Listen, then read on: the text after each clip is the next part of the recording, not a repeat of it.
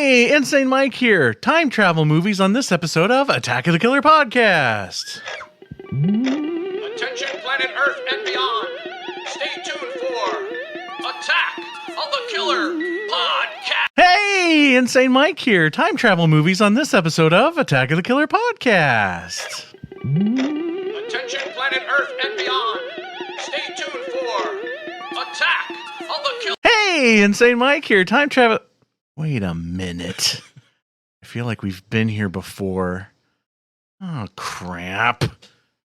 I'm in a time loop again. Well, I hope I didn't end up in an alternative timeline where Platinum Dunes makes remakes of Nightmare on Elm Street and Friday the 13th. Time travel movies on this episode of Attack of the Killer Podcast. Attention planet Earth and beyond. Stay tuned for Attack of the Killer Podcast. Attack of the Killer Podcast. Attack of the Killer Podcast. Attack of the Killer Podcast. Time for the show. Yay. Welcome, Whovians, to another episode of Attack of the Killer Podcast. I am your host, Insane Mike, and you're welcome, Brian Clark, for the Doctor Who reference. This is episode 244, and we will be talking about horror movies that deal with time travel in one form or another. If this is your first time listening to our show, what Attack of the Killer Podcast is, we are a horror movie podcast where a group of friends, we get together and we talk about horror movies within a certain topic. Now, we're all just friends here hanging out, so we just speak openly and freely, so there's probably going to be spoilers. Just letting you know. Now, if you end up liking the show, you can also support the show. Your support of our show helps keep it going. At jointheattackers.com, you can pick the tier to match the amount you want to donate, and your support of Attack of the Killer Podcast will not go unrewarded. When you support the show, you become what we call an official attacker. Attackers are a special fan of Attack of the Killer Podcast that gets so much more extra content. Some of our attackers have told us that we offer more perks and extra goodies than most other podcasts out there. So don't take our word for it. Take your fellow attackers' words for it. We here at Attack of the Killer Podcast will give you all new content for your support. Unlike some other podcasts that used to give you extra content for free and then decided to do a Patreon and pulled that old content and offered that as a perk for donating to their show. Calling them out, getting personal here. Dang straight. And I'm not going to name specifics because there's actually a lot of them that I know that have done that. With us, you get all new stuff like bonus episodes of the show that is exclusive for the attackers. We also have various video series such as Insane Mike's 1 Minute Top 10 list, video updates, and killer critiques. You can also get your own membership card, sticker, and certificate. You can get shout-outs on the show and the website. You can even get original art by me called Mikey's Monsters, where I draw you as a monster of my choice. You can even get an official Attack of the Killer Podcast t-shirt. There is so much we offer our attackers that there's just too much to mention. So go to jointheattackers.com. Sign up for the tier that best suits you. Again, that's jointheattackers.com. Okay, so we're going to try this time travel thing here. Okay, we're going to time travel 15 seconds from now and meet the podcast crew. He used to really be into time travel, but that's all in the past now. Tad, everybody. Hey, that one's not too bad. Thank you. Thanks for listening, guys. Oh, hopefully this one will make you groan. He's been to the past, the present, the future, and he says it was all tense. Jason! Oh my goodness. Groan. Hey, everybody. Thanks for tuning in. Really appreciate you listening. In school, he was voted most likely to travel back in time from his graduating class of 2069. Andy, everybody! Thanks for still listening. But who needs time travel when you can get Shudder right now? Shudder, the horror streaming service for any type of horror fan, from classic movies to foreign films to newer films to original content, series, podcasts, and so much more. You all need Shudder. To prove to you that Shudder is a must, we here at Attack of the Killer Podcast are going to give you a month of it for free. That's right, I said it. 1 whole month for free. Just in time for the Halloween season. So just enter our promo code AOTKP and get a month for free right now. Now. Do it now. Don't wait until they invent a time machine made out of a DeLorean. Get your free month now. That promo code again is AOTKP. So that's our film discussions for this episode. Wait a minute. I think we jumped ahead in time, guys. Oh, no. Let me see if I can fix it. Okay, I'm gonna try something here. This may take me a few hours, so hold tight. I'll be right back. I'm back. Now I know you're saying, Mike, you said this was gonna take several hours, and you didn't even really leave. Well, I hopped into my phone booth, went into the future, learned the master of time travel, so that we can deal with these time anomalies that are happening on the show. So I think I have it all figured out. And I came back to the exact moment when I left. When I left, I believe what we were supposed to be getting to is what we watched with Tad.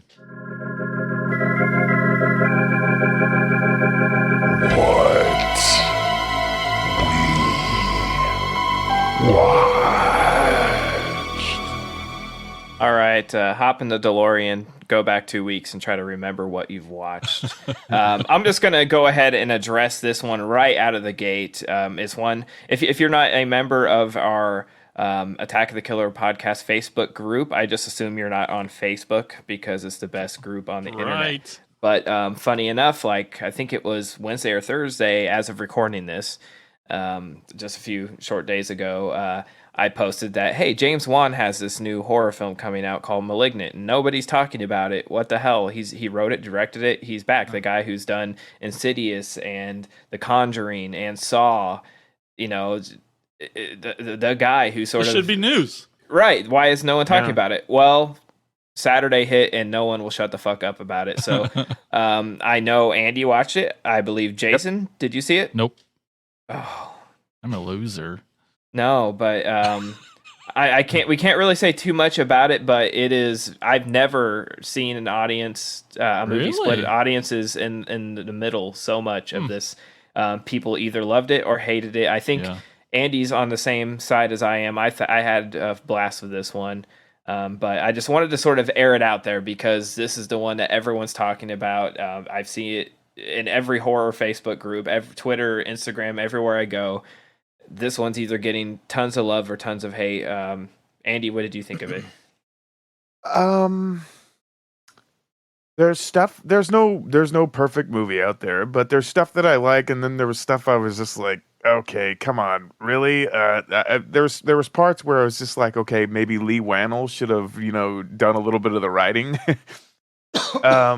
Like there's some of the stuff is like a little cheesy and melodramatic, the stuff about I always just wanted a blood relative and all this and that. I'm just like, I have nephews who are adopted and they'd probably be looking at it like, okay, this is this is really lame. But I think it's shot really well. I think it's the story is new, fresh, and inventive. There's like the stuff that was shot in the underground Seattle, I thought was really, really cool. Just be careful what you say. No spoilers on this one. Yes. I'm not. I mean, I'm just saying location. I mean, it'll be shown, but it's yeah.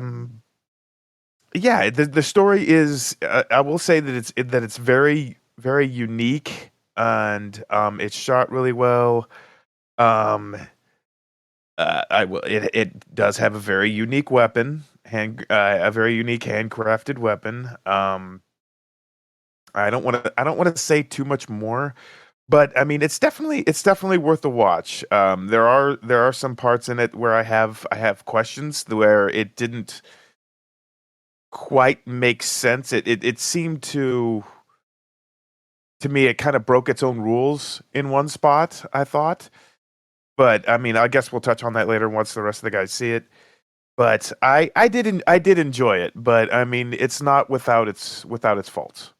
I think trying to dance around things without spoiling anything. I thought there was some funny comparisons. People were saying it's the biggest budget Lifetime movie they've ever seen. Oh, I saw that too somewhere. Yeah. It's also being compared to one of our favorite sleazy grindhouse movies. It's like a big budget version of one of a cult classic that I won't say because that would spoil some things. But I went into it without watching like any trailers, anything. I posted a trailer in the group Me neither. For others to watch, but I'm like, it's James Wan horror. I'm gonna watch it, and Oh yeah. it hit HBO Max and theaters at the same time. Unfortunately, I think in its case, I've heard the budget was around 40 million. It made less than 5 this past weekend. No. Ouch. But it's amazing that once you guys watch this, I cannot wait to hear Mike.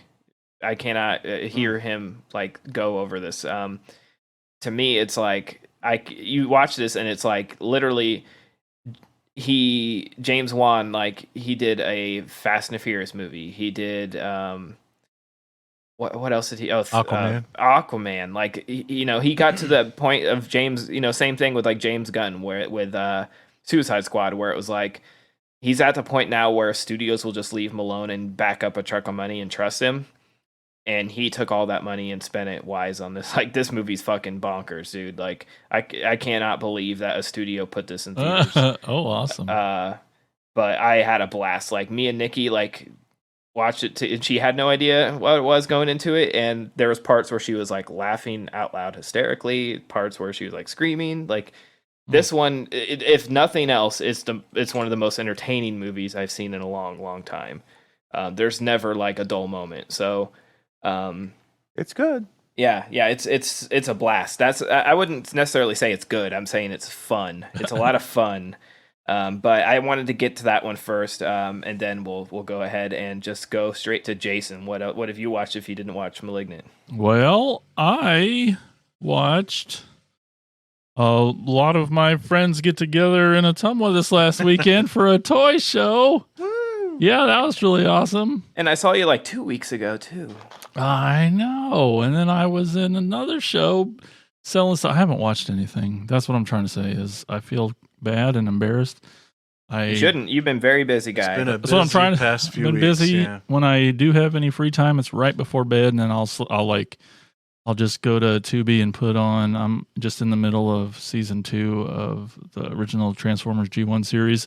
I'm like working my way up to the movie, and the movie's going to be in the theaters at the end of the month, so the 26th and 28th. So I'm excited to go watch that in the theater because I missed it last time it was out. So that's been my plan. So I really haven't got to watch anything other than the movies for tonight, and been to At least you got those. yeah. I guess I'll just jump over to Mike. What have you watched? Well, I'm surprised I got anything watched. Obviously in the same boat as Jason there, doing all these shows and conventions and whatnots of late. But I did manage to squeeze a couple movies in. Finally got around to watching Willy's Wonderland, and it's awesome. I don't care what any of you guys say. I freaking loved it. Thought it was amazing. Did you watch it with Simon? No, I did not watch it with Simon, but I I'm bet curious. Yeah, I'm I always bet he curious. would have. Me and him had talked about it. I think we talked about it at. I felt like I heard you arguing with somebody about it this weekend. Yeah. Did Brandy not like it then? No, she liked it okay. too. I couldn't remember. Who it was. No, I got in an argument with Simon about it because he Oh. just thinks it's just a straight up Five That's Nights what it at was. Freddy's ripoff. And I'm That's like, exactly what I was gonna say. Is Uh-huh. like I wondered if he would hate it because he's familiar with that and I'm not. So it's sort of like Its you know, own thing. yeah, I don't have that association. every time I tried to describe it to him, though, he's just like, that's Five Nights at Freddy's. I'm like, no, you don't understand. This happens. And I'm like, no, it's Five Nights at Freddy's. I'm like, no. But so I guess it is maybe Five Nights at Freddy's. I don't care. Are you I still- familiar with Five Nights at Freddy's? I thought I was. Okay. Well, see, there's like so many different versions of it now with like different versions of the restaurant and, you know, sequels to this game or whatever. So some of the points where I would part of my argument of like, this is because in Five Nights at Freddy's, the animatronics are possessed by children who were killed in the restaurant. And I told him like, no, these are the killers of the children that are possessing the animatronics. And he's like, well, yeah, they completely did. different. Yeah, they did that in the Chapter 5 Fiesta Cantina, Whatever. Five Nights, whatever, blah blah blah. Neon Freddy. It sounds like I just need to like bring that up to him to get him to talk to me. There you go. There you go. Well, if you just start talking to him about video games, he'll talk to you. Yes. Okay. That's all you need is just to bring up games. Ask him a question about a game, and then you'll wish he wouldn't talk to you. But no, I thought it was a lot of fun. I loved the fact that Nick Cage didn't say a damn word. I loved the complete mystery of his character. Like, what's with the sodas? You know, all of that. The pinball. And the pinball. Just all of that was just amazing, hilarious, and it was just a lot of fun. I thought for the most part, I really liked the look and the design of the animatronic creatures. I thought the fairy's pretty bad. That was honestly The that was CGI the same fairy one. thing, yeah. Yeah, this is the same one I was like not a fan of. So yeah, I finally watched that. And then I finally got around to a movie that's been on my radar for decades, and I've never gotten around to it. And it's been released by Criterion, and so I watched it on HBO Max on the TMZ app there, because they have a lot of Criterions on there. And I watched the 1970 film The Honeymoon Killers, directed by one-time director Leonard Castle. This movie, it's really interesting to me because it feels extremely stylized, and I loved it just because it's a film in 1970 that's completely shot in black and white, looks highly, highly low budget, and it just reminds me of like early John Waters movies or just some of the New York no wave film movement of the late 70s, early 80s. You know, the audio is very roomy.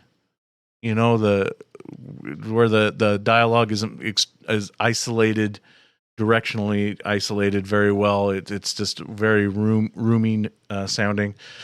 So I assumed it was all in style, but just it's interesting because this movie was originally supposed to be directed by Martin Scorsese, and he started directing the movie, but was immediately fired because he was shooting everything in master shots with no coverage, and they couldn't edit it. They had nothing to edit, and so they were really getting concerned with that. And I think the straw that broke the camel's back is he spent like hours and hours lighting and setting up a shot of a beer can or something. And so they kicked him off the film and brought in this Leonard Castle guy who's never directed anything ever since. Anyway, the movie, it's a true crime movie about these guys from the 40s, Martha Black and Raymond Hernandez. Basically, they were dubbed the Honeymoon Killers. This couple that would dupe women out of their money in hopes of getting to marry Ray. And then they would kill the women after they got the money. Martha would pretend to be his sister, and it's a very, very awesome, interesting kind of more melodrama than maybe like a horror film.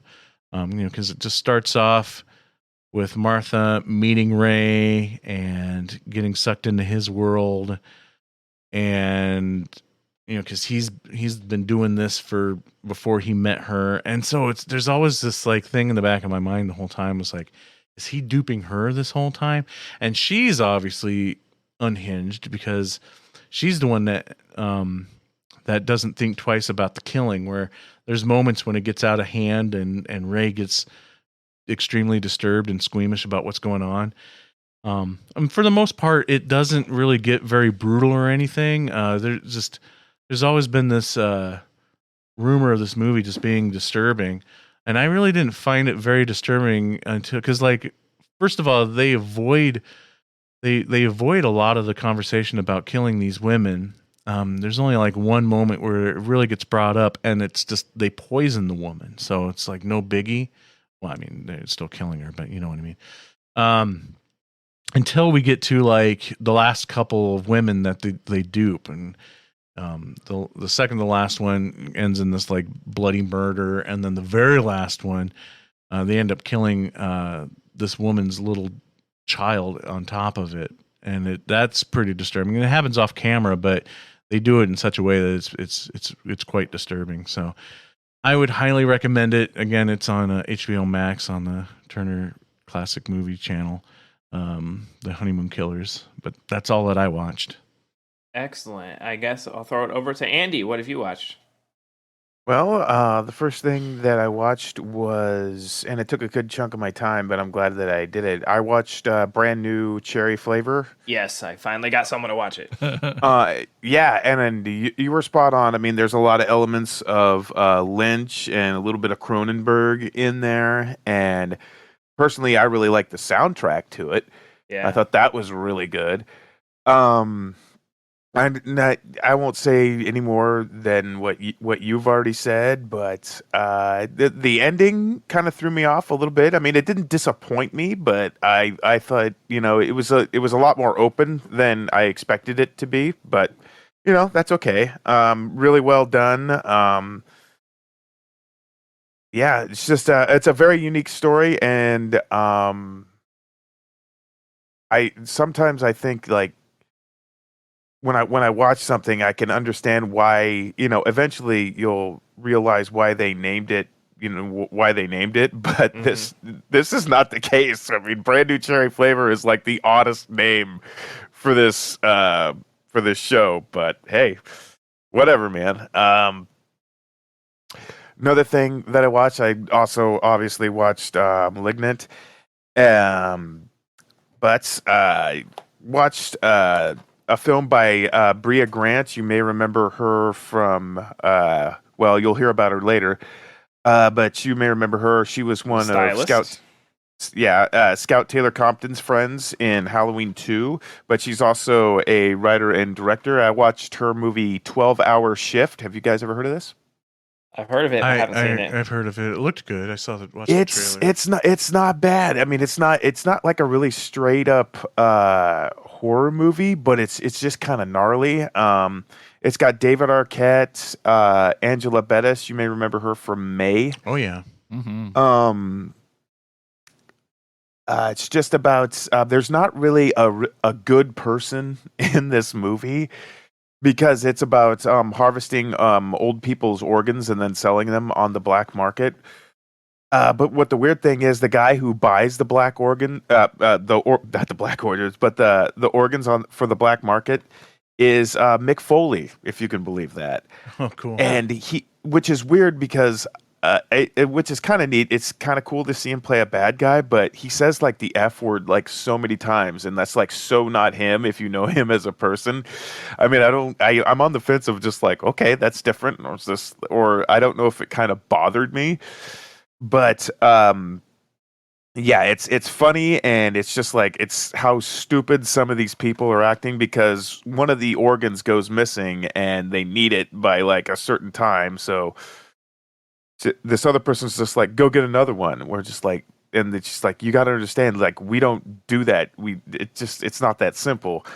And it takes place in 1999 in an Arkansas hospital, and everybody's, there's like a drug addicted nurse, and it's just, it's actually pretty funny, and it's actually can get kind of pretty bloody. So. Yeah, I definitely recommend that, and it's certified fresh by Rotten Tomatoes, if that means anything. Where'd you watch it at? I got it on a DVD. I got it like at a place I like to go, the Pop Culture Exchange in Omaha, and they sell DVDs there. And I was just like, oh wow! And then I was just like, Brea Grant, because I'd seen some of her other stuff, and it's like Mick Foley's in this, and it was relatively cheap, and it's a newer movie. I was just like, well, hell, I'll give it a shot. So, and I'm glad that I did. It was a bit of a blind buy for me, and I'm glad that I got it.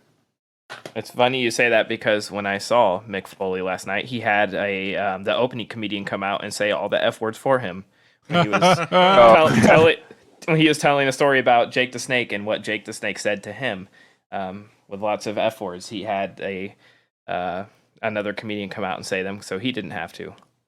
Oh wow, Aw. old Mick. I watched a couple of my Vinegar Syndrome buys. I watched a movie called Rest in Pieces. I guess I'm talking to Mike or Jason on this one. I don't think maybe Tad's maybe have heard of this. This is a film made in Spain, but it's shot in English, and it's about this niece that inherited this large estate from her aunt, but it turns out her aunt absolutely hated this girl's mother. And the estate is inhabited by multiple people that had committed suicide in a sanitarium years ago. And they still want to stay there and they do not want to be kicked out. I mean, it's for what it is. It's not great. I mean, it's okay if you want like a cheesy Euro trash sort of film. I guess that's what it says on the back here. Yeah, it's a movie. Another one that I had been sleeping on for a long time that I never saw, and this is another Vinegar Syndrome, and it's got a hell of a lot of special features on here, and I recommend it. It's got like a 90-minute making of documentary. Well, more of like a retrospect, not like a making of, but it's Madman. You guys ever seen this? Oh yeah, The original one? Mhm. Have you, Tad? No. I really enjoyed it. It's kind of like, it's almost like think like Friday the 13th, but on like an Evil Dead sort of budget. Wouldn't you agree, Mike? yeah, definitely, absolutely. Basically, when the guys made this, they were going to tell the legend of Cropsey, and this was at the same time The Burning was being made, and they caught wind of it, and they were just like, "Oh crap, we have to rework this because we know that the Cropsey story is already being told, and they're 5 weeks ahead of us." So they modified it slightly about this deranged farmer who just couldn't be killed, and he killed his whole family. And they hung him. They put an axe in his face, and he still walked away. And they say, if you say the name Madman Mars, like in the middle of the night, he'll come for you and he'll hunt you down and all this and that. And it's at a camp for like special kids. And Galen Ross from Dawn of the Dead is in it, and that's really kind of the only name. But as I was watching the documentary. And how they use like basically the art director to play this Madman Mars character, and he was talking about. They said they were thinking about getting Vincent Price to play like the camp director, and they almost did it, but the budget wouldn't allow for it because like Vincent Price back in like 81 was like $4,000 a day, and they would have needed him for like 3 days. So Vincent Price was almost the camp director in Madman, and they're thinking to themselves, the guy who was there, he was great, but wouldn't it have just been awesome just have Vincent Price, tell like that campfire story at the beginning of this movie? I mean, awesome. that'd be unbelievable. But yeah, I shouldn't have slept on this one so long. I really, really enjoyed Madman for a lower budget, early slasher flick. Really, really enjoyed this. And that's what I watched. Tad, if you have seen all the movies that Joe Bob has done on The Last Drive-In, then you've seen Madman. Because he I can't remember when you did it, but he... Okay, I probably did see it, but I just don't remember it. What's his name does the song that's in the movie during the Joe Bob segments at one point, or I think Is it Joe Greg Bob sang Sales or something? Or I can't know. How's the I song don't go, know. Mike? I don't Is remember. it John Brennan does the song, or I can't remember if it was him or if it was Joe Bob himself. Somebody sang it during the Joe Bob segments. Okay. The song that is sung in the movie. I think it might have been Joe Bob, but yeah. Okay. Hey, Tad, what'd you watch? I didn't get a whole lot watched either, for obvious reasons. I was seeing you guys every weekend. Yay! But I did squeeze in a few things. I watched a documentary on Hulu called Kid 90. Oh, nice. Yeah. I think a few of you might have watched it. I don't remember if if you've talked about it. I won't spend too much time with it. But Soleil Moon Frye, who played Punky Brewster, she recorded everything in her life from like the time she was a kid until now. And she goes back in her archives and her diaries and everything and just sort of talks about how tough it was growing up as a child star. And then like she developed really quickly as a preteen and how the world changed for her because of that and how men viewed her differently. And it was very interesting at the beginning. Towards the end, it just sort of got sad because like every fucking kid actor she knew died and killed themselves. Wow. She just had this like there was like a screen where she was just popping up like I think like 6 of her friends that appear in these home videos ended up committing suicide. They were kids. Dana Plato, right? I don't think she was one of them. No, I don't. No, I know she committed suicide. Well, she but not One she of her was. It's like Jonathan One of her Brandis circle. and yeah. the two kids from the movie Kids. It's just sort of a somber ending. It was, like I said, pretty interesting at the beginning. And not to say it wasn't. The concept's awesome too. Just the Right. having hit record your whole life. Yeah, it's interesting. Like Videos, yeah. that she had all of that. I mean, you have to do something with it, and pretty interesting doc. And then outside of the movies we watched for this episode, obviously, and Malignant, I rewatched Beetlejuice for an upcoming episode of First Time, and I watched one for the first time that might appear in an upcoming episode also, Eraserhead. Oh. Hey. Nice. Yeah, I had never seen that, so I don't recommend watching this like at 2 a.m. by yourself. I honestly don't really just recommend watching it in general. I'm not saying it's a bad movie, but I mean, It's tough. It's tough and it's sad and it's like a fucking. It's literally a nightmare on screen, and it gave me a lot of anxiety and made me really uncomfortable, which it's made to do. But there's like no joy in watching this, so unless you're doing it for something like a podcast, I don't recommend it. But yeah, that's what I watched. Nice. Get those phones out there and get them ready to vote on Twitter for my answer to this week's question. Oh, wait a minute. You probably already have your phones out because that's what you're probably listening to the show on. Well, never mind then. Here's Jason with Pole Position. From now on, like your parents were, you are the secret force of pole position. Hey, everybody. Welcome to Pole Position. Oh, man. Even before we started recording today, I was looking at this week's results and I was just showing Mike how he's so popular on Twitter. Whatever. And at this moment had 0 votes. Anyway, you think he learned? He has Twitter. He's used it before, once a year, twice a year. I don't I'm just calling you out, buddy. Cheat at the pole position like Hey, the rest of y'all. Here's Tad. Do you vote for you? Mm-hmm. Jason, do you vote for you? Yeah.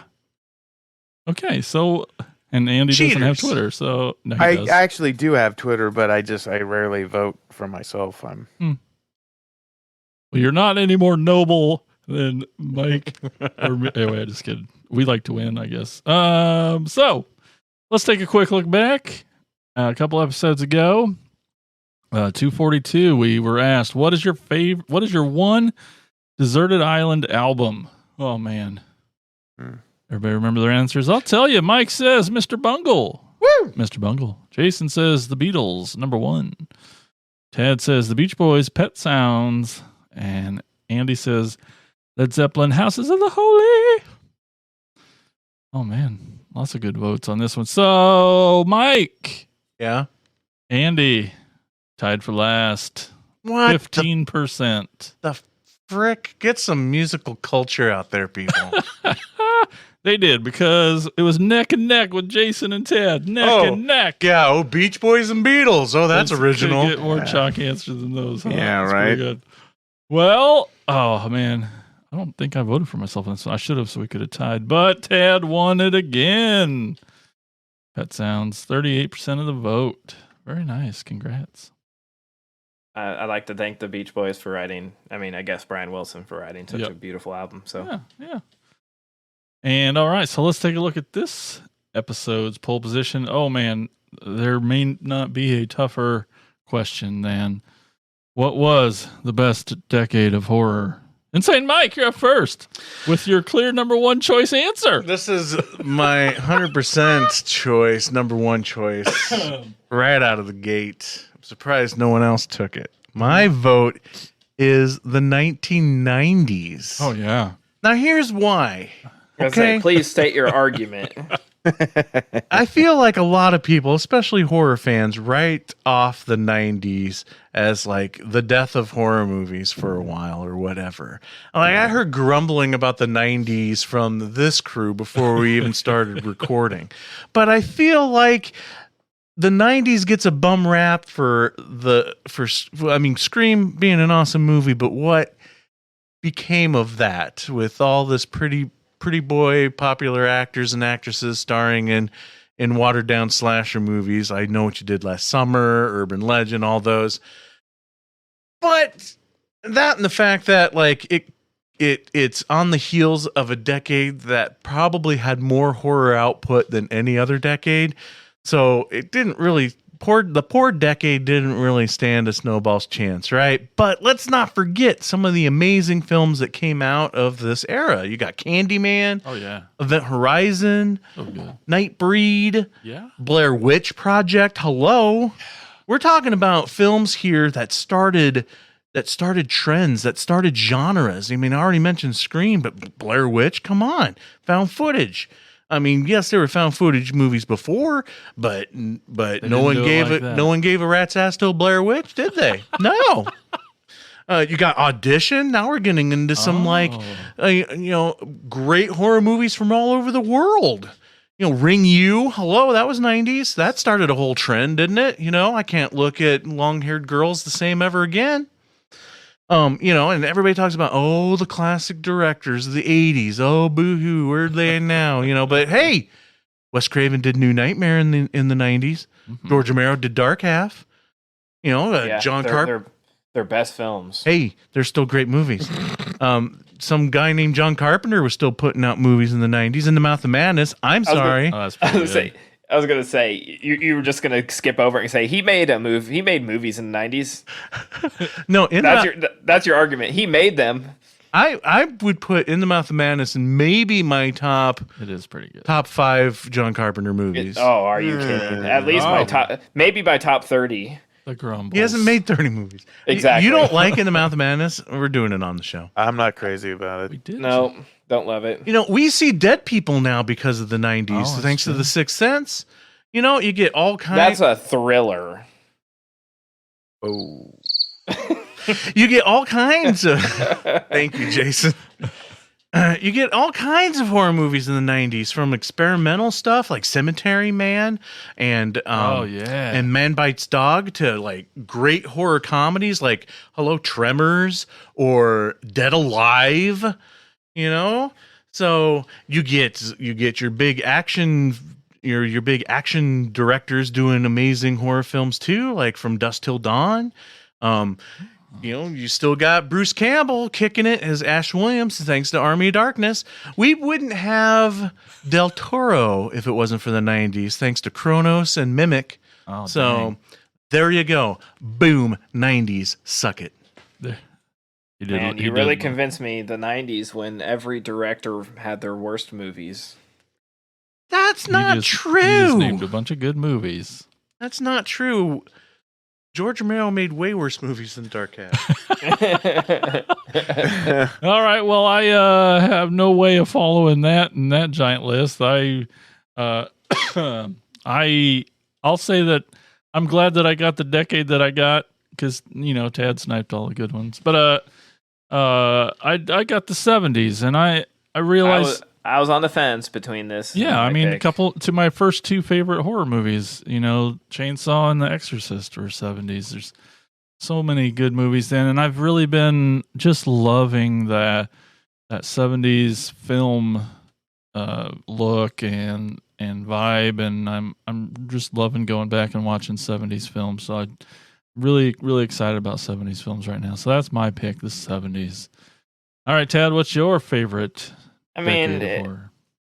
it's almost unfair that I got to pick the 80s. I mean, I would have won with any because I just, I retweet it and I know how to use Twitter. So I always take pole position anyways. But I don't even have to campaign on this one. I mean, the 80s were the decade of decadence for horror. I mean, every sequel, all the fun stuff, all the slashers, all the even if they're knockoffs, my favorite film, Halloween, came out in the 70s, but Halloween 2 through 5 came out in the 80s. It's just, I don't know, The Shining, I mean, can't argue I thought with you that. weren't campaigning. It's just... And then when did Halloween 6 come out? 90s. Boom. Oh. Yeah, and it's considered one of the worst of the franchise. Like I said, the where franchises go to die is the 90s. But Tad could just mention 1985 alone and win. Yeah. See, I think it's definitely unfair. I think the question We should have been besides the 80s. the question should have been besides the 80s, You know what what- is the best decade for horror? You know what though? I was kind of saying earlier, you might be surprised that more 90s kids probably know how to use Twitter than 80s kids. So you might stand a chance. That's for sure. All right, Andy, what's your favorite decade of horror that's left? Oh well, even though I'm gonna lose, I'm gonna plead my case as strong as I can. My favorite, well, not my favorite, but in this case, my favorite, is the '60s. Yeah. Let's start Mike was here pissed about it too. for the fact that you've got Night of the Living Dead, you've got Rosemary's Baby, Boom. you've got multiple William Castle films in Mr. Sardonicus, Homicidal Straitjacket. You have got Alfred Hitchcock's Psycho and Peeping Tom, the guys who planted the seed for all slasher movies. You've got the great Poe adaptations that Vincent Price did with Roger Corman and AIP. So, I mean, you've got a lot of classic stuff that inspired, others down the road. So, yeah, man. I mean, if it wasn't good. for the 60s, you wouldn't have the movies, of course, obviously they came before them, but I mean, they inspired so many films thereafter that filtered down into the 70s and 80s. So, gotta go with the OGs, 1960s. I just got to throw it out there. The Thing came out in the 80s, so I win by default. Okay. Well, all you Twitter heads or whatever you call yourselves, you do the right thing and get over there and pick. Vote for me. And follow your heart and Use all of your Twitter accounts like I do. and pick your favorite decade. Who got it right? The best decade of horror. Anyway, so yeah, that's at AOTKP. Get your butts over there, vote, tweety tweet. That's pole position. Tweedly, tweedly, Are you tweedly. singing Waka Robin? Yeah, exactly. Nope, copyright says I did not. All right, guys, let's talk about some movies. Let's talk about some time travel movies, shall we? Jason, what's the first movie we watched for this episode? Oh man, I forgot how freaking awesome this movie is. Yeah. Oh, it's from 2012. It's John Dies at the End. Solving the following riddle will reveal the awful secret behind the universe, assuming you do not go utterly mad in the attempt. If you already happen to know the awful secret behind the universe, feel free to fast forward ahead. David Wong? David Wong? Did you doze off there?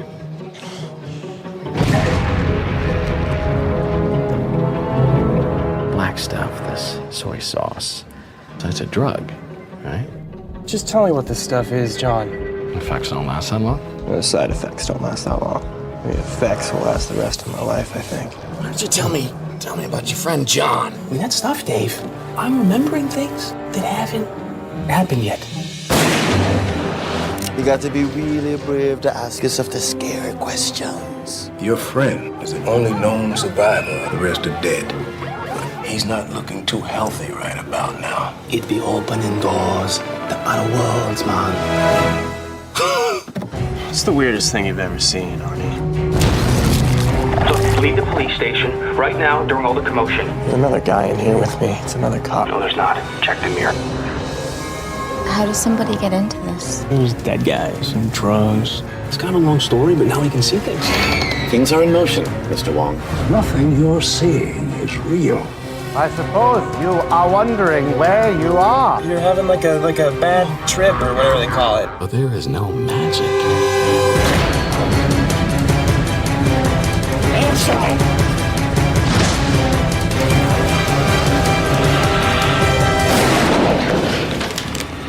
Move now.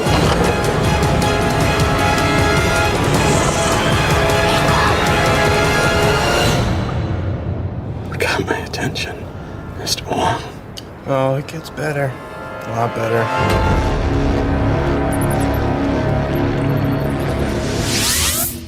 A new street drug that sends its users across time and dimensions has one drawback. Some people return no longer human. Can two college dropouts save humanity from this silent, otherworldly invasion? Written and directed by Don Coscarelli. Oh my goodness. Came out, like I said, 2012. It's amazing. It stars Chase Williamson as Dave, Rob Mays as John, and Paul Giamatti. He just came out of nowhere and just suddenly was in this movie. I thought I saw him as maybe an executive producer or something too. Oh yeah, he was. It's just awesome. He's a guy I want to hang out with. Just adds so much weight to this cast and this movie, and he's just such a stud. Mm-hmm. Clancy Brown, that voice of voices. Even got some Angus Scrimm in there. What the heck? How awesome is that? And Doug Jones gets to play Doug Jones.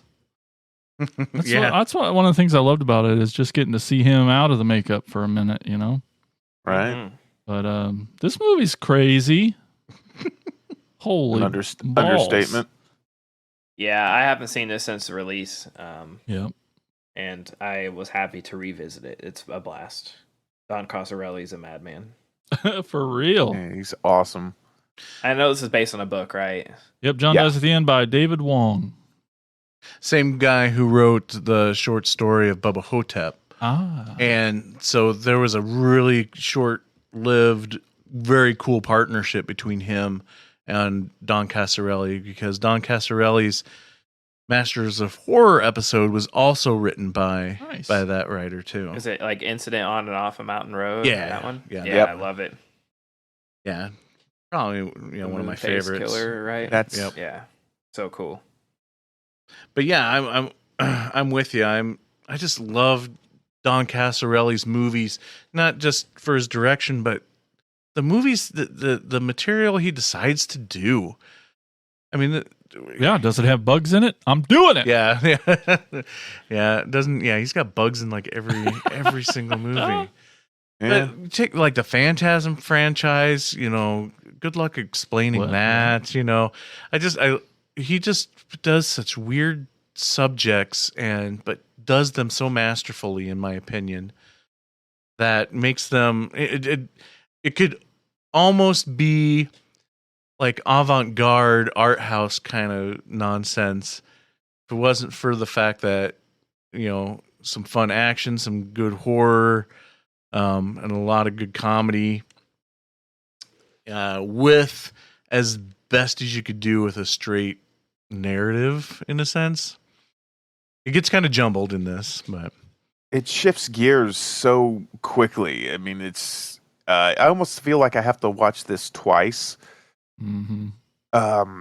It really makes me want a bratwurst phone, though. The fact that I saw Angus Scrimm tell a guy that his mother's smears shit on the walls is just awesome.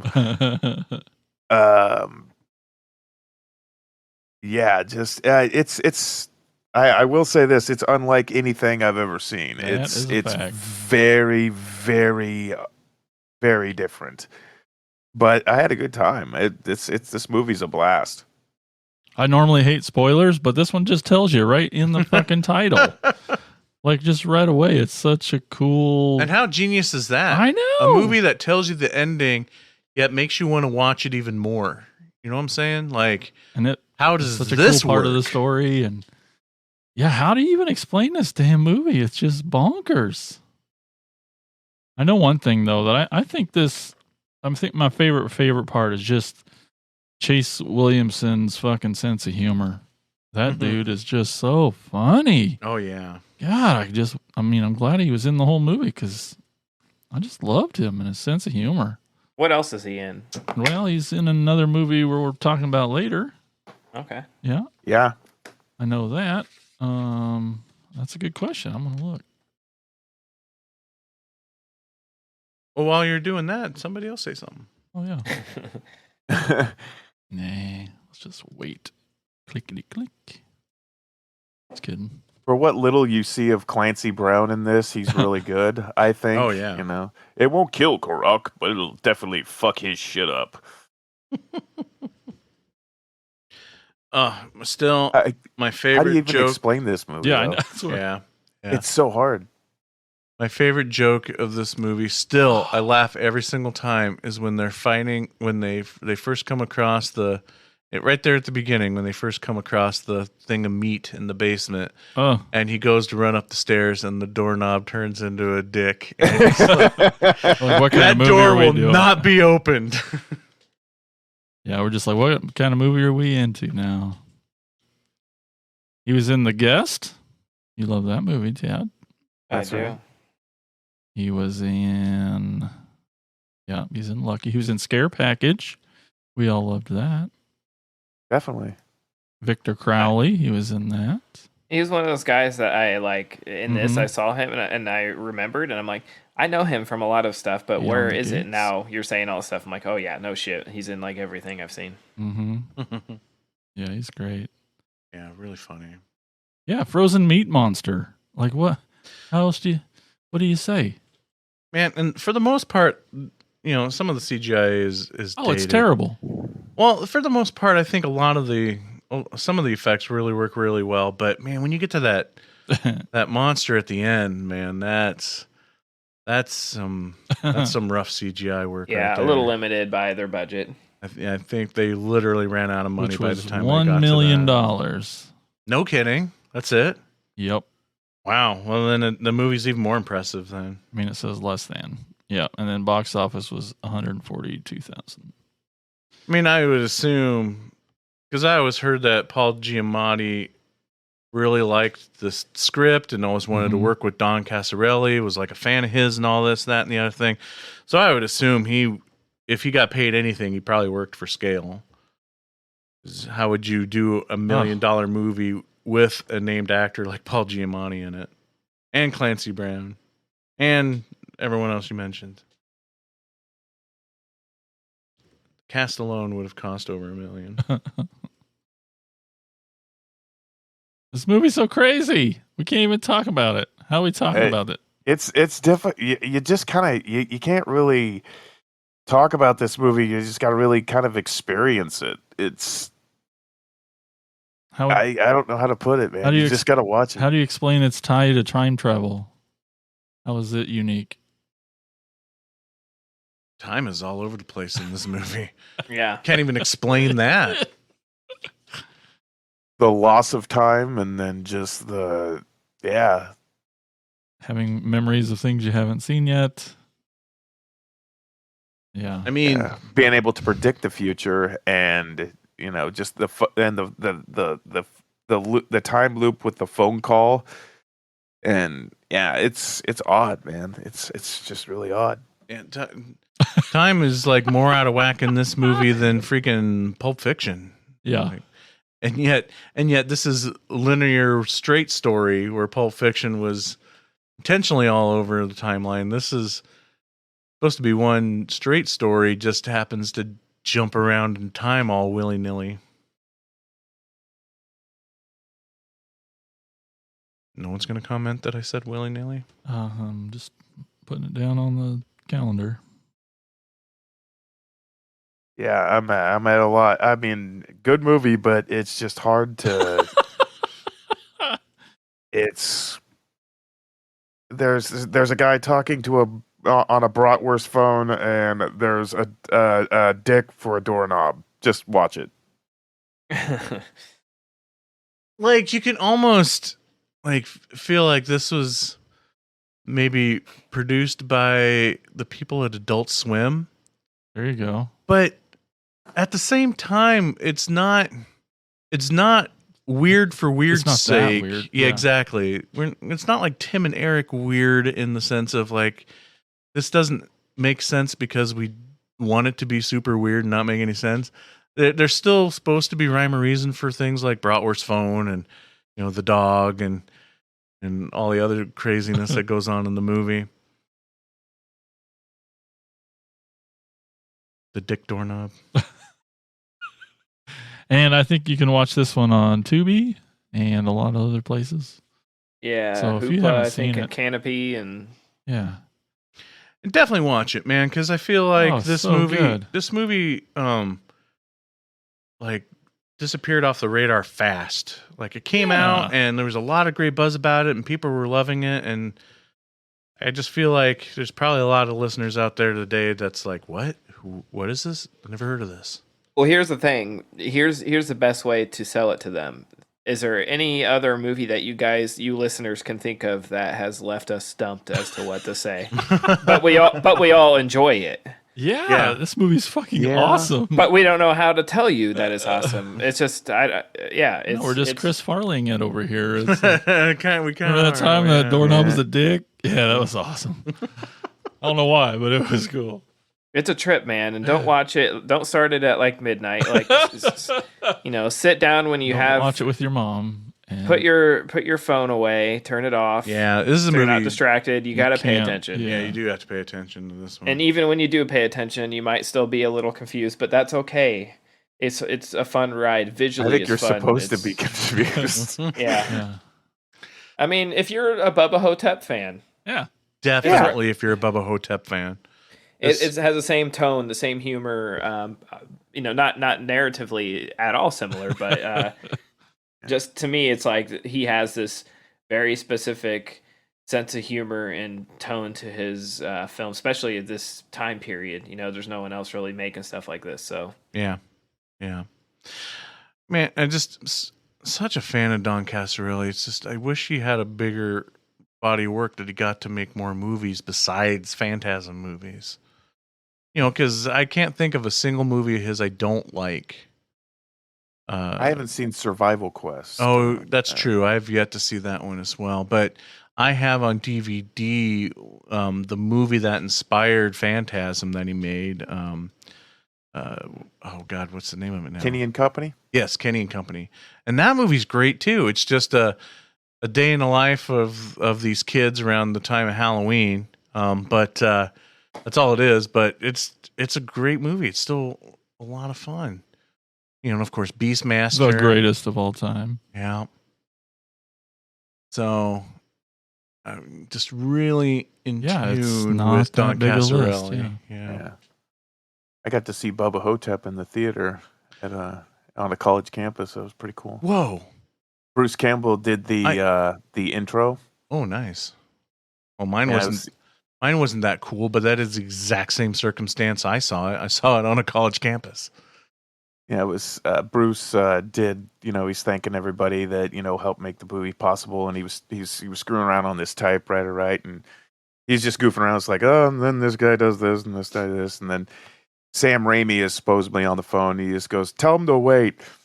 And then he gets done introducing the film, and then he gets on the phone, and then his eyes get all wide, and he says, "Evil Dead 4, all right!" And then he runs off the screen. It was actually pretty funny. His intro was great.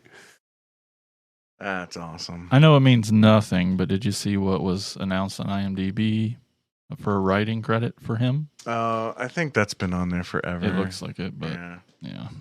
It's never gonna happen. Bubba, Nosferatu, Curse of the She-Vampires. Yeah, I think that fell through. Yeah. 1,000 times it's fallen through. Which is a damn shame. Yeah. Because Bruce is now the actual age of... I'm just kidding. Okay, so yeah, since we've got nothing else to say about John Dies at the end. Wow, I'm so shocked.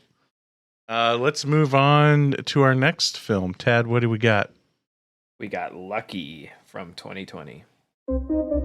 Thank you so much for coming to our little group. Thank you. This is a good bite. Lots of chocolate chips. Well, what?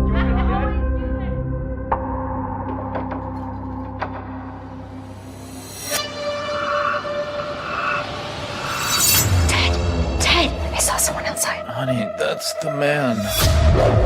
He comes every night and tries to kill us. We're just gonna leave him? Oh, I'm sure he's already gone. You said a man comes into our house Every night and tries to kill us. Hey, pull it together. What?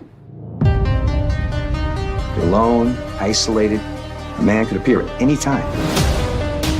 He keeps coming back. He should be dead. This man could be anywhere. I just don't know what I would do in that situation. Sure is scary. Very. I'm sorry, did I come at a bad time? I tried to call, but I told you that something supernatural was happening. Would you believe me? We are being attacked. There's no rationalizing it. There is no saving us. So get used to it.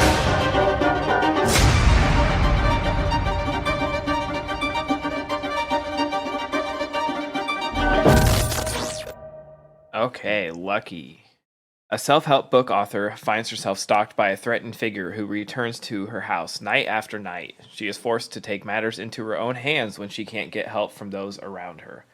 I saw this one on Shudder when they premiered it, like as a surprise premiere, I think on New Year's Eve this past year, like coming into 2021. They didn't announce what they were showing.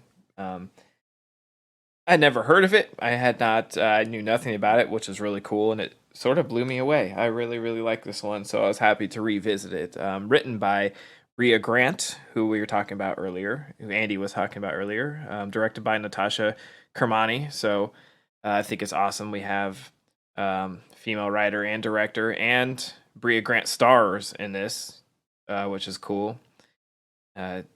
Just fantastic movie. I mean, once again, just sort of a mind trip of a movie where I hate when people always say Groundhog Day because, one we're going to talk about later. I hate that, that's like the standard as time travel things. But I mean, when you repeat yourself over and over again, it sort of comes that way. But this is interesting because everybody else, it's a little different because like usually in those types of stories, you start over and the people don't realize it's like they're repeating themselves, where this one it's like they know that it's the same thing again and they're not listening to her. Yeah, it's not the same day over and over again. Right. The same shit starts happening and things change every time, but no one's like listening to her. No one will help her, and it's sort of like a fever dream in that sense, in that it's like, what does she have to do? What hell is she in where she's going through this every day? Nobody's and there to help her. Yeah. Right. No one's there to willing to listen. I'm sure there's some, and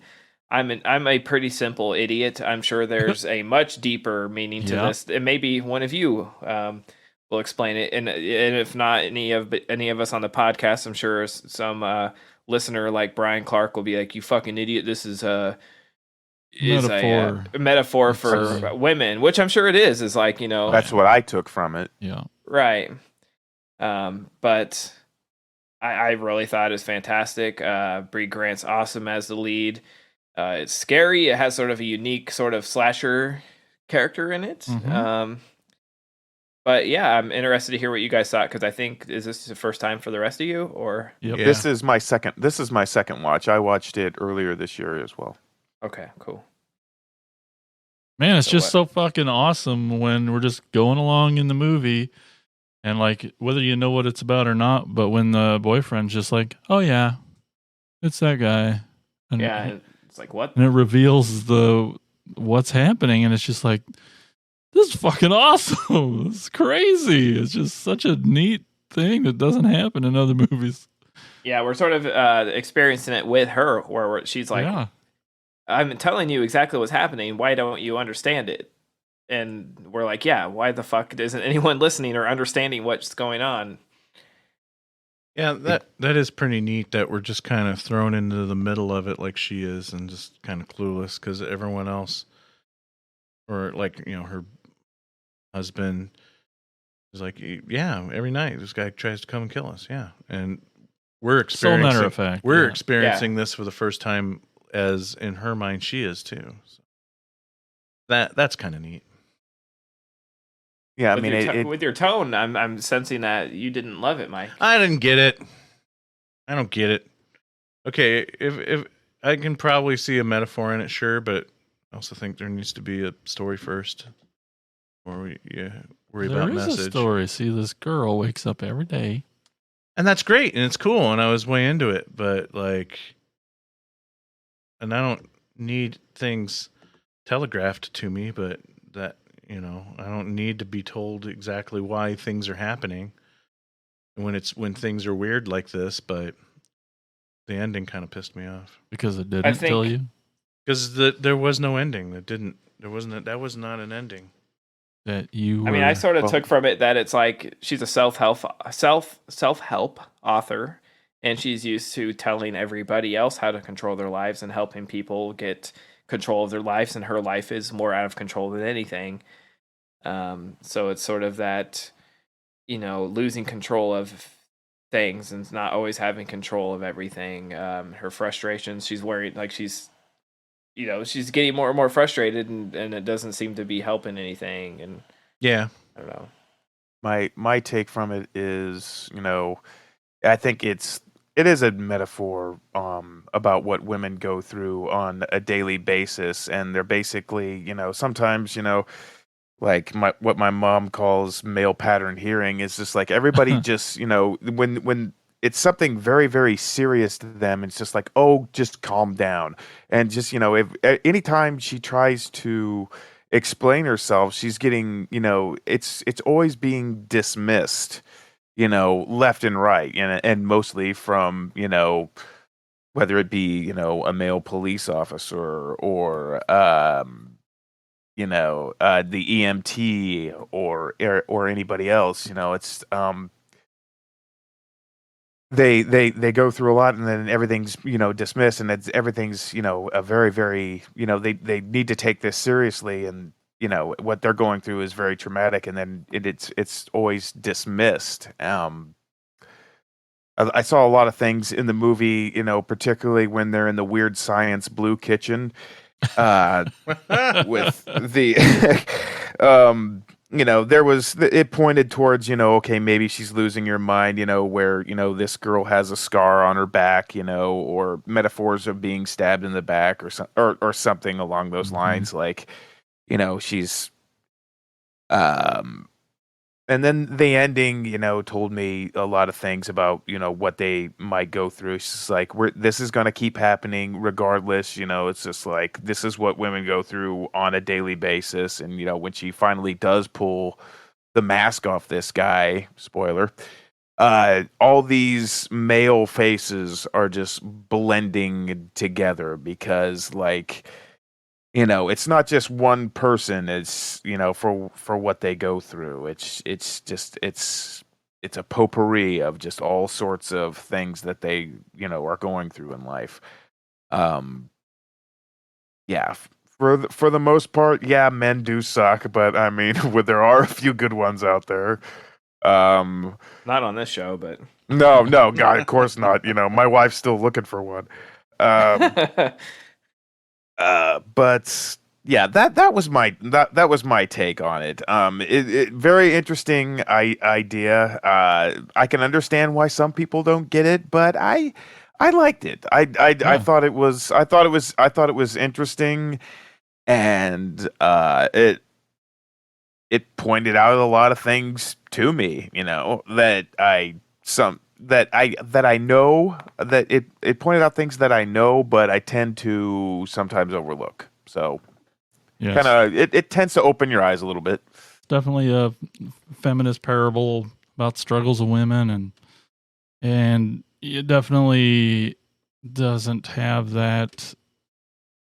The ending is not your Hollywood 3-act. Like, it's more message than it is a. So I get that it's not confusing, but just not a strong dismount for a typical type movie for sure. But yeah, the messages are all good and great.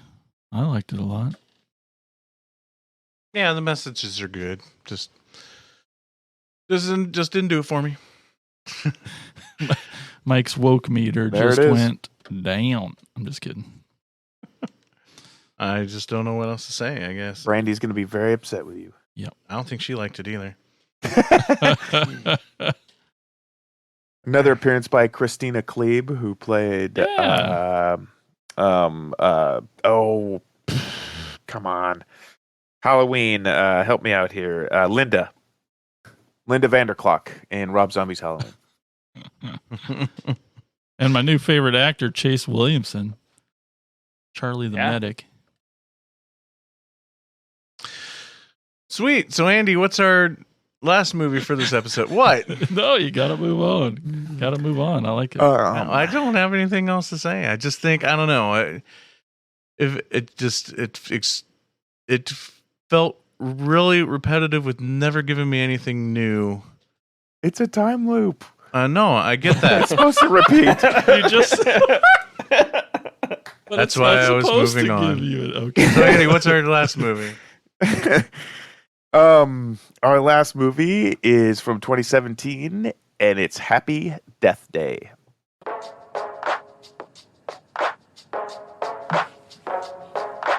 Oh, hey, you're up. Am I in a dorm room? Yeah, I folded your pants for you.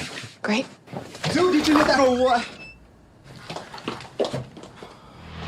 Go shorty, it's your birthday. Stop global warming. We gon' party like it's your birthday. We gon' sip Bacardi like it's your You birthday. sneaky little biatch. Maybe you should switch to water next time. Super helpful. Don't be late to the party tonight. Okay, bye. Bye. Tree, happy birthday. You can find me in the club, bottle full of bub. Look, mommy, I got the ex in the taking drugs. I'm in the habit.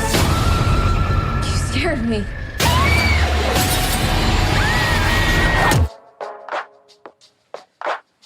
Hey, you're up.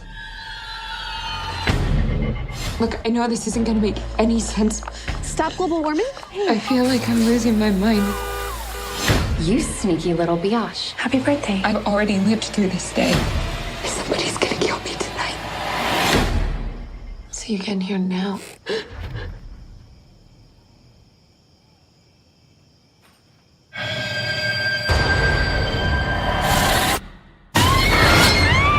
But is everything okay?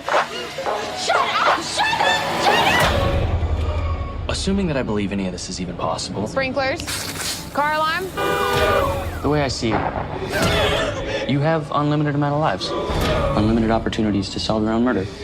So I'm supposed to keep dying until I figure out who my killer is? You want to live to see tomorrow, right? Whoever's killing you knows it's your birthday. Pretty much the entire school knows. These are signs of major trauma. You should be dead. You relive the same day over and over again. Kind of start to see who you really are.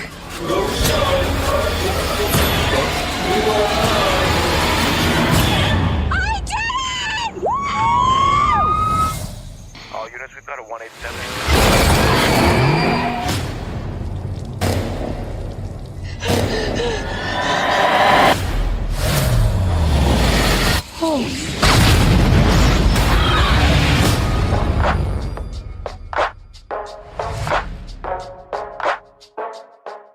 Okay, Happy Death Day. A college student must relive the day of her murder over and over again in a loop that will end only when she discovers her killer's identity. This is a second time watch for me. I was really apprehensive the first time I watched this because I was just like, okay, PG-13 horror. Okay. My first impressions of the character, I did not like them. Didn't like, well, her or her friends or the rest of the prostitutes that she's living with.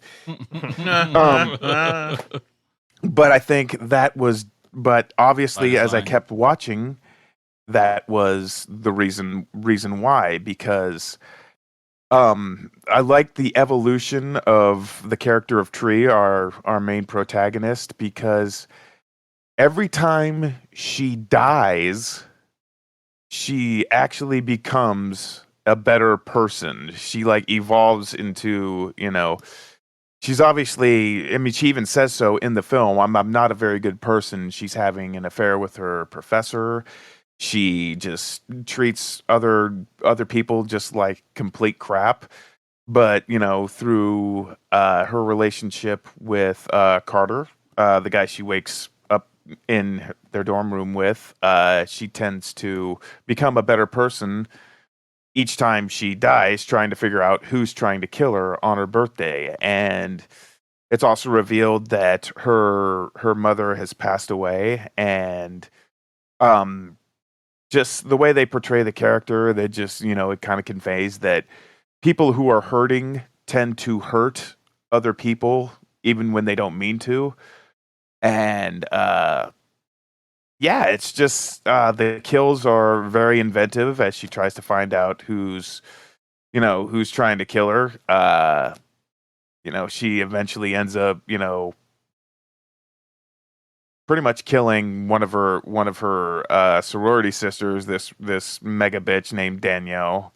Hope my wife didn't hear that. I'm glad she's in the other room. But yeah, this movie it's super fun. You've got I never have heard of a school that would have a baby as a mascot, but okay, hey, I'll bite, whatever. But yeah, just every time she goes, every time she gets killed, she keeps waking up, where she woke, from the day before. But yeah, super fun movie. Like I said, every time she gets killed, it's different, and it's inventive, and yeah, it's fun. It's a good time. What did you guys think? This is like my 10th watch, probably. Yeah, I was gonna say at least 100. Yeah. Yeah, I watched this in theaters and then bought it when it came on Blu-ray and watched it several times. I love this movie. I love the sequel. I wish and hope that we get a third movie. I really, really enjoyed this, and same director, writer as Freaky. He's doing some great stuff. I love it. Sort of know that it's for a younger audience, but doesn't mean I can't enjoy it. And I love that he's getting younger audiences into horror. Yeah, sort of combining humor Absolutely. with horror in a very creative way. I think one really cool thing that they do in this movie is that when she goes back and she dies over and over again, she collects that damage.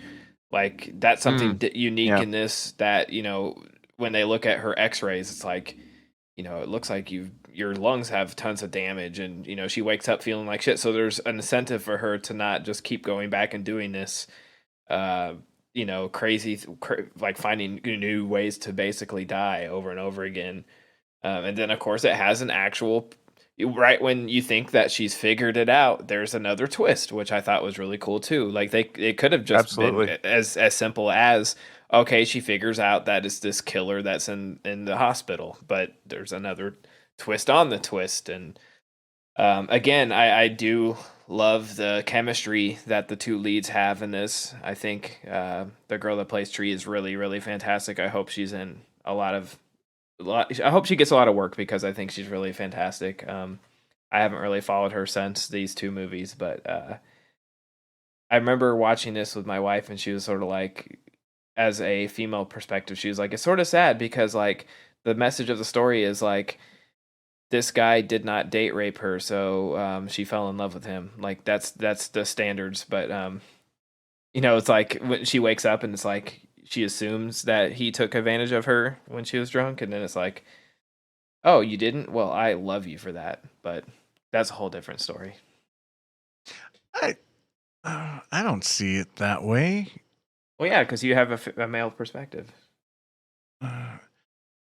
But that wasn't the turning point of her falling in love with him. I know, but her I'm just saying, like, her view is like, I'm not saying that's what made it, but it's sort of interesting that it's like she thinks he's such a sweetheart because he didn't. And when she finds out, it's like, I don't know. I get what she's saying, but I see what you're saying too. But I love this movie. Christopher Landon is quickly becoming one of my favorite current directors. I love the projects that he's doing. With a great mix of comedy with nods to horror with this and Freaky and like Scout's Guide to the Zombie I love that. Apocalypse is also amazing. That's a great movie. Mm-hmm. And I think I shared this before, but he's Michael Landon's son. Yep. Is awesome. Yeah, so this is a movie I've watched over and over and over again, and I love it every single time. It's really, really good, a lot of fun. I like how well they deal with basically the Groundhog's Day of it all, of repeating the same day over and over again, yet you're seeing her character growth. You're seeing her,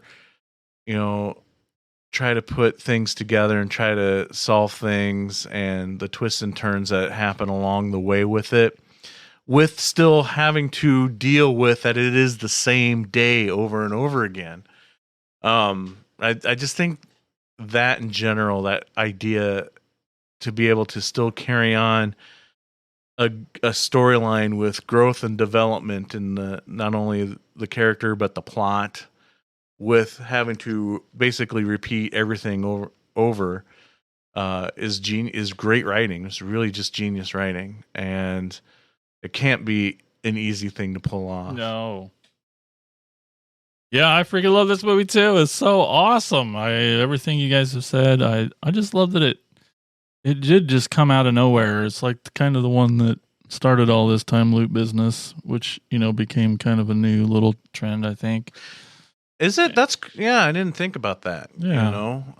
Because I know we did. Oh, Palm Springs. That was so good. Palm Springs. We did that movie Triangle a few episodes back that I freaking loved. Yeah. Is that after this? Sure. We'll say yes. And yes, exactly.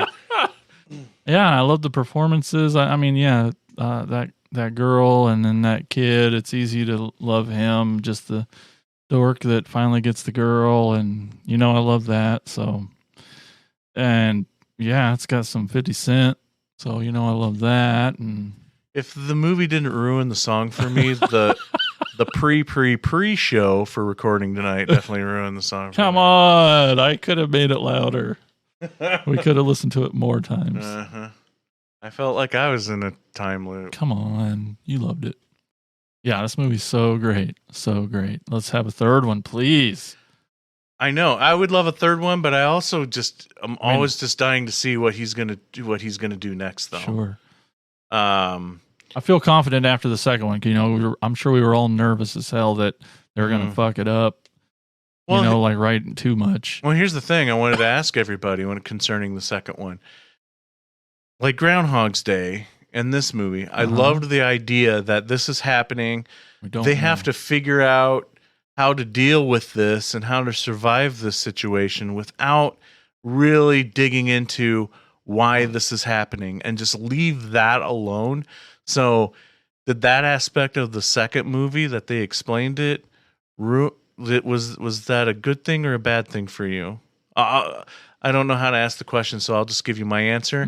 It didn't bother me. Nope, me either. I thought that it would, but it really didn't. The way they made it part of the story, and they again wrote it. It should have so well that because you get a weirdo concept like this, something completely Twilight Zone-ish, and you don't want to know why. You could just muck it all up, but they crafted it so well in the second movie and making it such an integral part of the story that it works, and I'm okay. I'm cool with it. Yeah. Yeah. Watch it, people. Do it. Everybody's seen it. A fun ride. Do it. And I was looking. I thought his Cardi next and Cola. Do it. I thought his next movie was like supposed to be, because obviously, again, this is his take on Groundhog's Day. Freaky is his take on like Freaky Friday. And I thought his next movie was supposed to be like a take on not Back to the Future or something. But according to IMDb, he's currently filming a movie called We Have a Ghost, and the description sound anything like anything. Any kind of ripoff of an 80s movie. A man claims What the hell? What? I was saying, what the hell? He's not ripping off an 80s movie. I know. Here's the description. A man claims to have befriended a mostly harmless ghost who bears a likeness to actor Ernest Borgnine and becomes famous on the internet. Now, that description alone makes me want to see it, but at the same time, like, I like how he's taking these 80s concepts and turning them into like fun horror movies. I want more of that. Give us more. But as I said before, I think he's more than just that, though. He's done actually a lot of really good stuff. I didn't realize too he was a writer on a lot of the Paranormal Activity movies. I didn't know those. Nobody's perfect. I didn't know those were written. Hey! Oh! Hold on, I got it right here. There it is. Okay. You gotta be quicker. I know, it's over somewhere else. All right, so that's it. Everybody got everything they wanted to say out on Happy Death Day? Freaking awesome. Yeah. Perfect. Watch it. So that's our film discussion for this episode. Wait a minute. I think we jumped ahead in time. Let's see if I can fix it. This may take me a few hours. I'll be right back. I'm back. Okay, you probably already heard by now that I fixed the timeline. And so we can continue with the rest of the show. So let's continue with the rest of the show by taking a break. You are going to hear a promo for our podcast network called the Prescribed Films Podcast Network. The PFPN is our own network with over 20 plus shows, such as the Horrorcast. Now, what's the Horrorcast? The Horrorcast is a film discussion show where friends review and discuss horror cinema, old and new. In-depth reviews, horror news, collectors' discussions, and lists. A lot of lists. So check out the Horrorcast and all the other shows on thepfpn.com. We here at Attack of the Killer Podcast are going to time travel to after the break, so we'll see you there.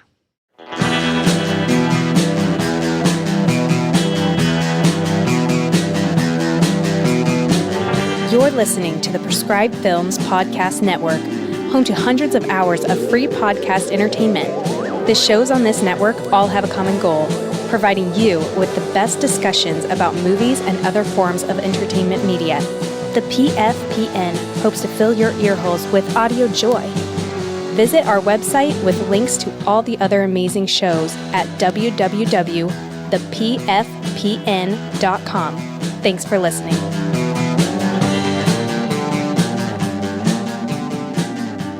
We're here, guys. We made it. Oh, yes. We are now in the future.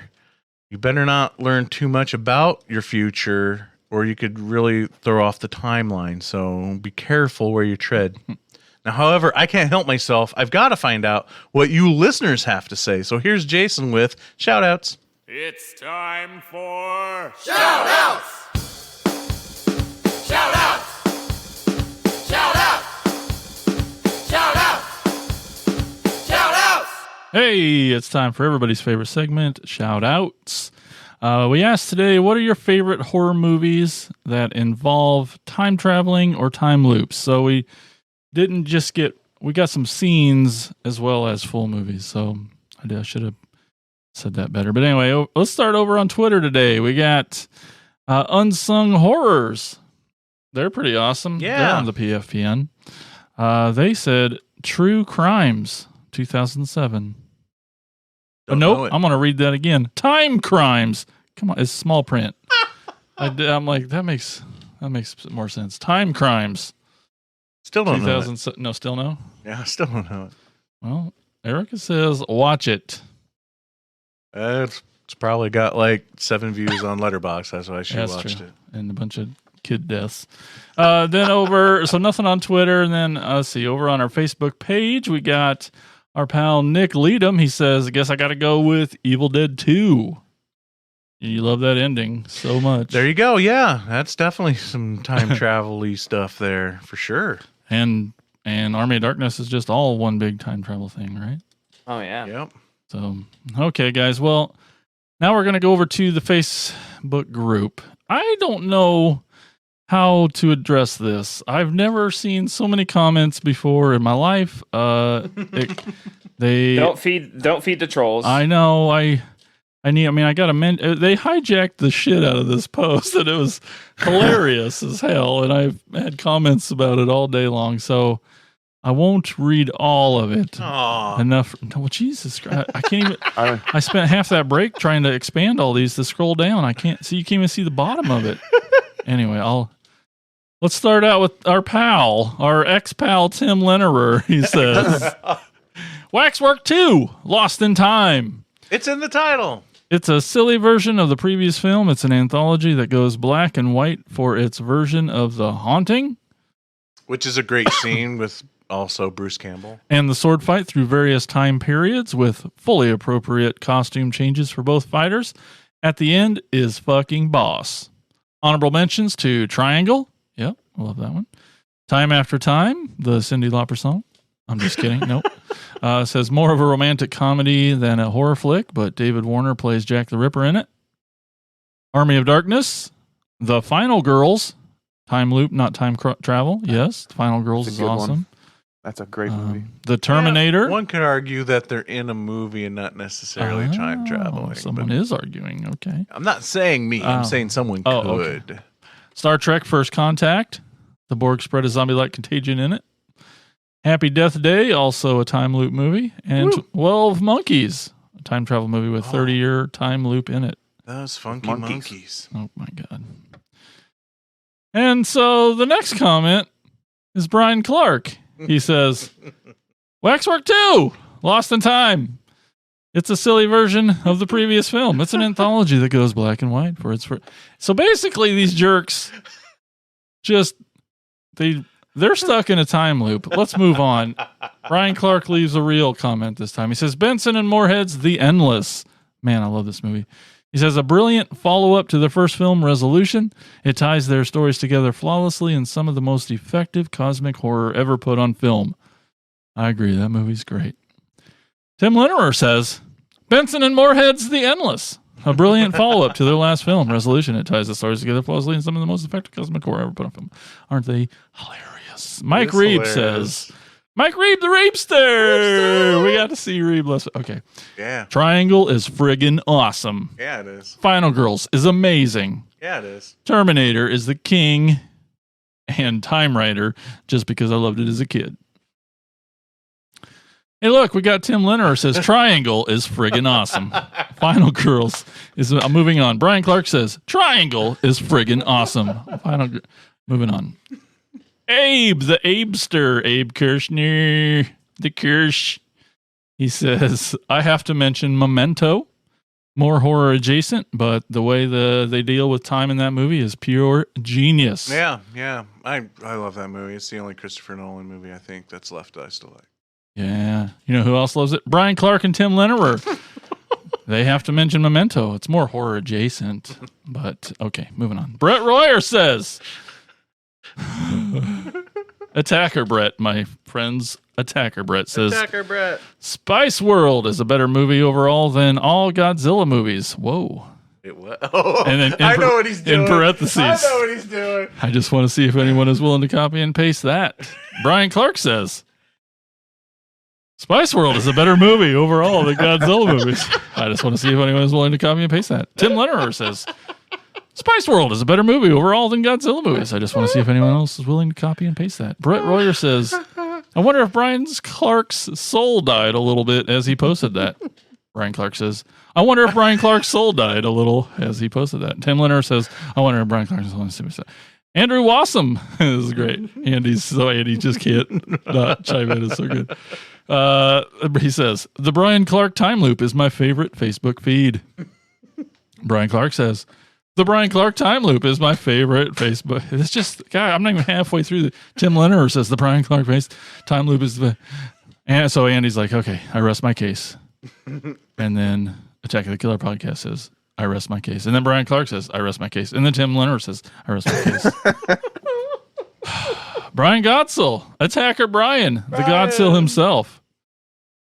I'm still upset that you guys bashed my Dollar Tree collection last episode. Oh.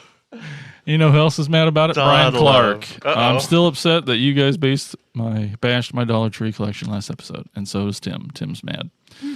We got Tony Miller. Attacker Tony. The Tonester. Toners. He says, Spice World is a classic. My horror pick is TMNT 3, Turtles in Time. Almost ruined my childhood. Brian Clark says, Spice World is a classic. Oh my God. The horror movie. See what I'm saying? And then Tony Miller says, Brian Clark, are you okay? Should we be concerned about this? Brian Clark says, Brian Clark, are you okay? Should we be concerned about this? Brian Clark says, I'm trapped in a time loop. I think Tad is up to some kind of nefarious experiment. Brian Clark says, I'm trapped in a time loop. I think Tad is up to some kind of nefarious experiment. I told you don't feed the troll. I know. It just keeps going. But it's amazing. Tim jumps in and repeats all those things 17 times. Hey, we made it to the end. Holy shit, you guys. Fucking funny as hell. Jesus. Oh, it's moments like these that makes the show all worth it. Oh my God, I'm out of breath. Anyway, that's all the comments ever. And this is the last episode. No, I'm just kidding. But if you want to call in and leave more stupid ass comments, you can call 415-952-6857. That's 415-95-AOTKP. Leave us a voicemail once, please. But leave it. It'd be awesome. And that is shout outs. I hope one day somebody will be to use that phone line for nefarious reasons. I know it's going to happen. I hope so. With the people who listen to this show, it's bound to happen anytime now. All right, in our next segment, one of the stars of this next segment thinks he's a time traveler, but Gary Busey just blacks out a lot. Here's Recasting with Christian Slater.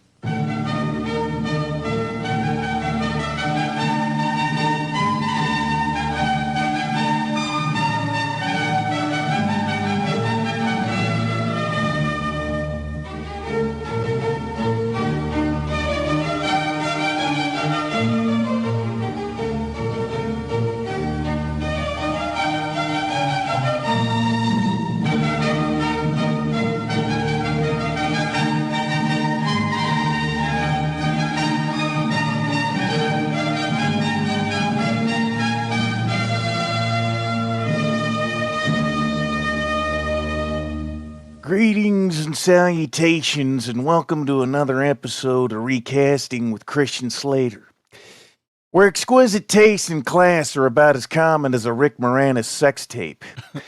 This week, we're about to ruin a film that ruined another film. I'm, of course, talking about 1999's House on Haunted Hill. Without further ado, let's meet our cast. Reading the part of doomed house owner Watson Pritchard is series mainstay Don Knotts. Say hello, Donnie. Do you have the Miranda sex tape?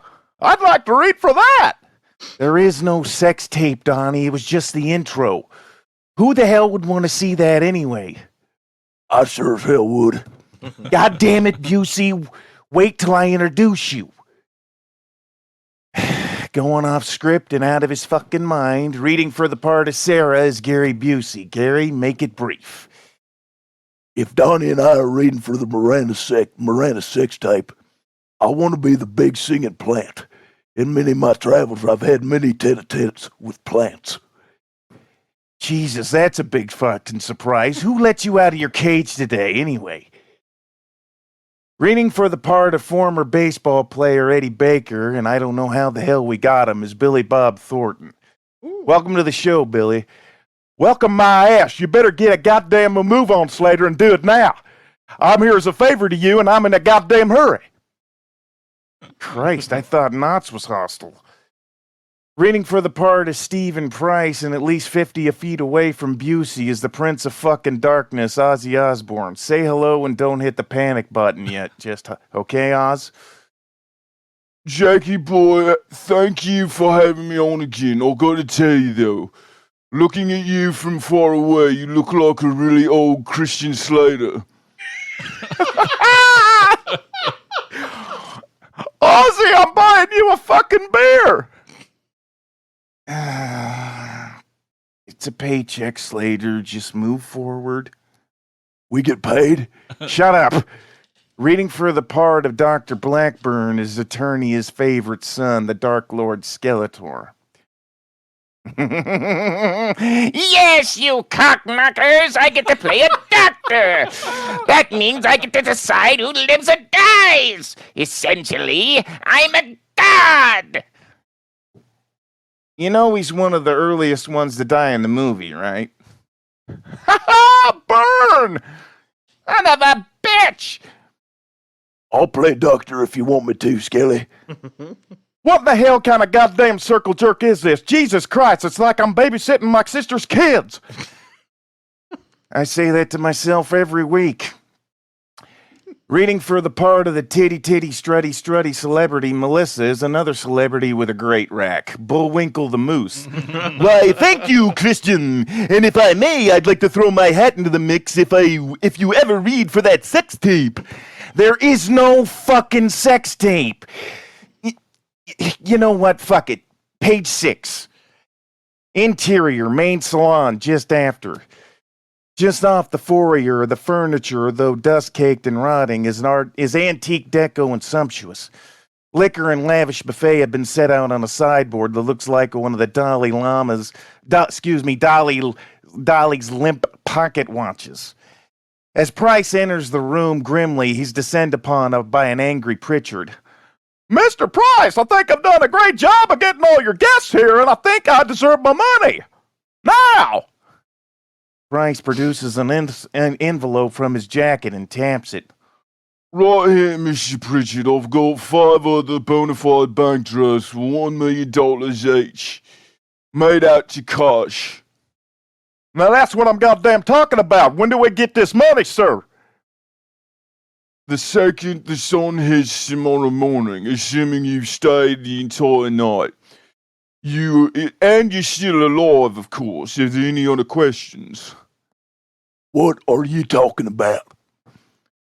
Oh, sorry. Detail I forgot to mention. You die, you lose. Your check gets divided amongst the living. But look at the bright side. If there's one of you still upright on, you'll be living here with $5 million in your pocket. This is goddamn crazy. Yeah, but hey, if anybody's not comfortable with the rules, you're free to walk anytime. 7 digits per goes without saying.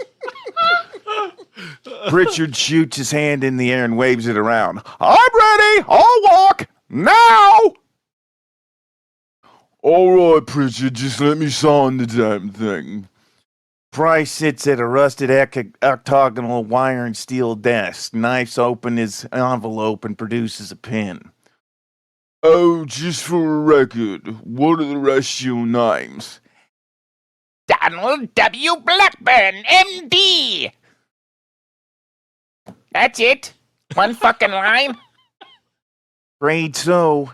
This is bullshit! Look at it this way. You getting your furry panties in a twist is actually making the scene better. Well, yeah, of course it is. Please continue the intros, Bullsy. Melissa Margaret Marr, celebrity. Eddie Baker, former pro baseball player.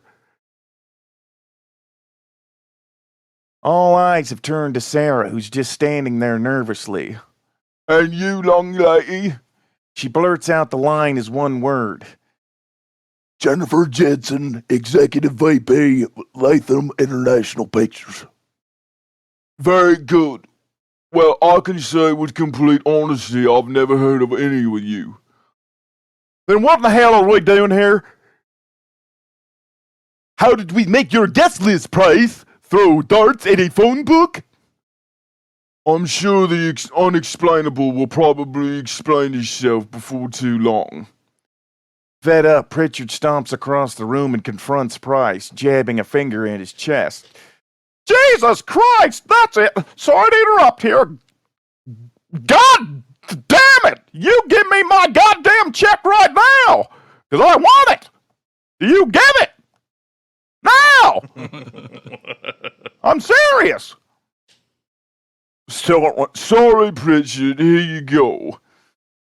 He signs the check and hands it to Pritchard, who spins on his heel and starts quickly for the foyer. I think you're gonna miss the bash of a lifetime. My loss! Even if I give you $1 million as well. Wouldn't know what to do with it all.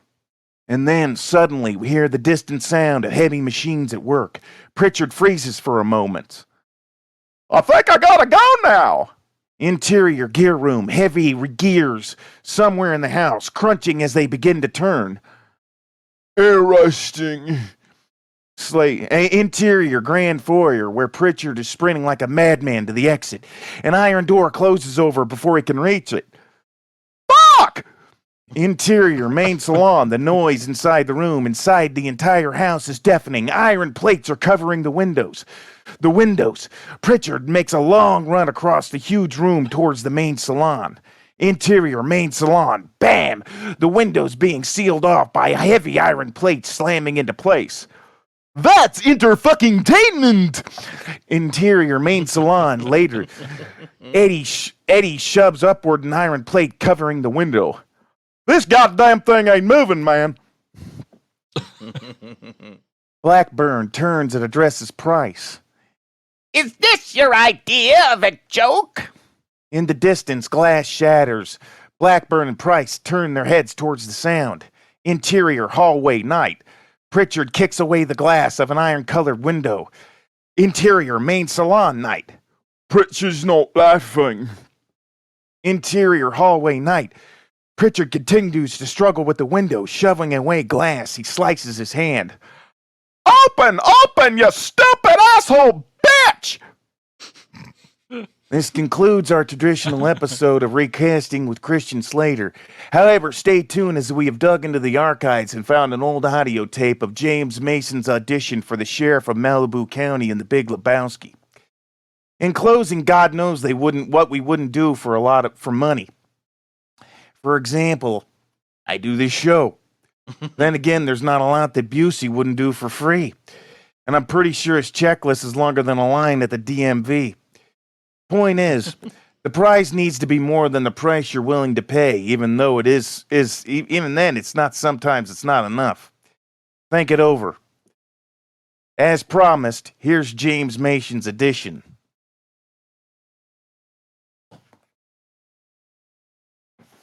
Okay, first of all, I'd like you to state your name and the role you're playing, and we'll just go from there.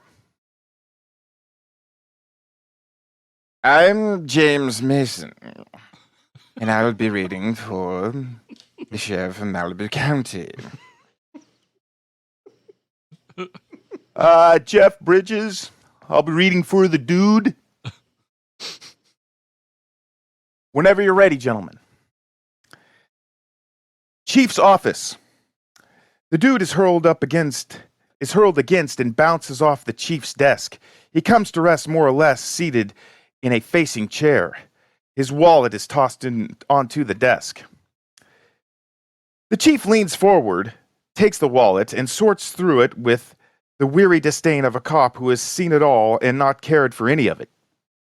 He looks at the Ralph's Shoppers Club card. Is this your ID? I know my rights. You don't know shit, Lebowski.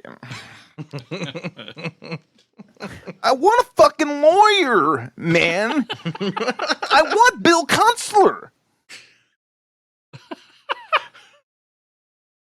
What are you? Some kind of sad-ass refugee from the fucking 60s. Uh-huh. Mr. Treehorn tells us that he had to eject you from his garden party, that you were drunk and abusive. That guy treats objects like women, man. Mr. Treehorn draws a lot of water in this town, Lebowski. You don't draw shit. We've got a nice, quiet beach community here, and I aim to keep it nice and quiet. So let me make something plain. I don't like you sucking around bothering our citizens, Lebowski. I don't like your jerk-off name. I don't like your jerk-off face. I don't like your jerk-off behavior. And I don't like you. Jerk-off. Do I make myself clear? The dude stares. I'm sorry, I wasn't listening. The chief hurls his mug of steaming coffee at the dude. It clanks off his forehead and sends scalding coffee everywhere. Ah! Fucking fascist! The chief is up off his chair, rounding the desk. Stay out of Malibu, Lebowski! He slaps the dude, kicks his chair out from under him, and then starts kicking at the dude himself. Stay out of Malibu, deadbeat. Keep your ugly fucking gold-bricking ass out of my beach community. And scene.